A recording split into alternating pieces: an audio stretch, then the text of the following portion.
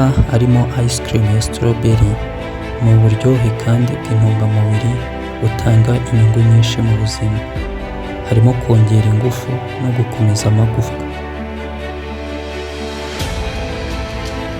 Dore ibyiza bishingiye ku buzima bwo kunywa amata arimo strawberry, byongera ubudahangarwa. Kandi kunywa milkshake strawberry bifasha gusana amagufwa n'imitsi byangiritse.